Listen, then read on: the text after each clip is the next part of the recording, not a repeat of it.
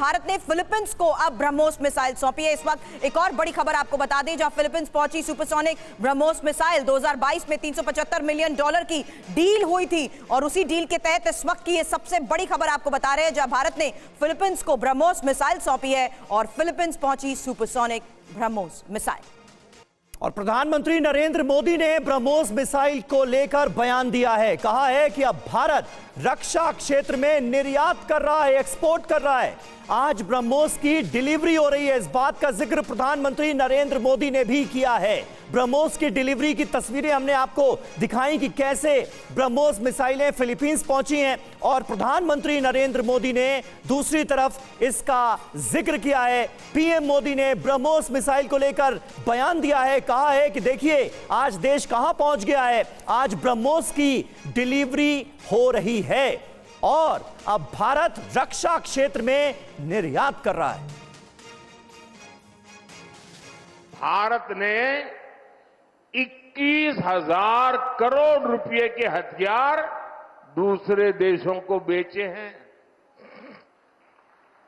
अब हम ब्रह्मोस मिसाइल को भी एक्सपोर्ट कर रहे हैं और आज जब मैं यहां भाषण कर रहा हूं ना, इसी समय हमारा ब्रह्मोस मिसाइल विदेश जाने के लिए, सप्लाई के लिए, डिलीवरी के लिए थोड़ी देर में चल पड़ेगा।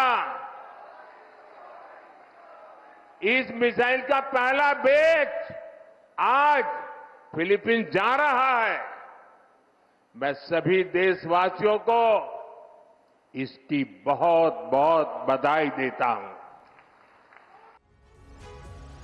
और अब ब्रह्मोस की खासियत, और इसी खासियत के बारे में सुमित मैं आपसे इंफॉर्मेशन चाहूंगी क्योंकि पॉइंटर्स हमारे सामने है। सुपरसोनिक क्रूज मिसाइल ब्रह्मोस की खासियत को बताते हुए, जिसकी 460 किलोमीटर तक की मार क्षमता और युद्धपोत पनडुब्बी से लॉन्चिंग और साथ ही एयरक्राफ्ट जमीन से भी लॉन्चिंग, 200 किलो वॉरहेड ले जा सकती है और 4321 किलोमीटर प्रति घंटे की इसकी रफ्तार। Over to you Sumit.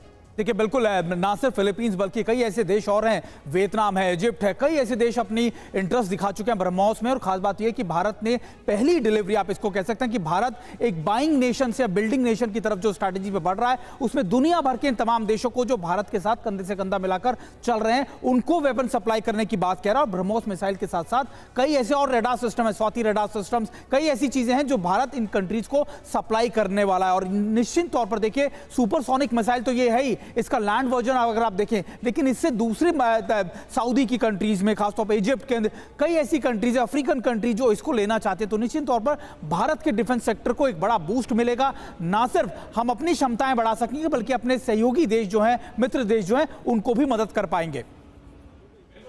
और मनीष, प्रधानमंत्री की तरफ से जो आज बड़ी अहम बात का जिक्र किया गया कि पूरी दुनिया में जिस तरह से उथल पुथल मची हुई है, युद्ध का माहौल है, ऐसे में मजबूत सरकार की बहुत ज्यादा जरूरत है देश के अंदर। किस तरह से आप इस बयान को डिस्क्राइब करेंगे हमारे दर्शकों के लिए? क्या मैसेज देने की कोशिश है ये?